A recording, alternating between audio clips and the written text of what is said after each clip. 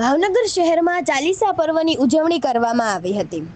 ભાવનગર શહેરમાં ખોજા સમાજ દ્વારા દર વર્ષની પરંપરા મુજબ આ વર્ષે પણ ચાલીસા પર્વની ઉજવણી કરવામાં આવી હતી।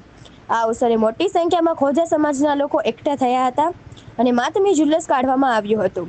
કેમેરામેન બિજલભાઈ માલકિયા સાથે રિપોર્ટર ફિરોઝ મલેક, ભાવનગર।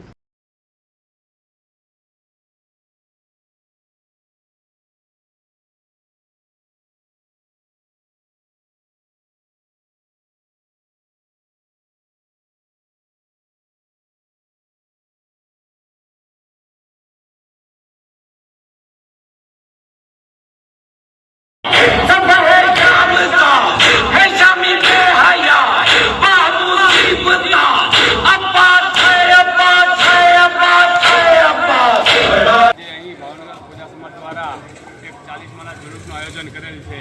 આ જુલુસ વડવા તલાવડીથી થઈને અલકા રોડ, સિલાબસા ચોક, અંબા ચોકમાં પૂર્ણ થશે।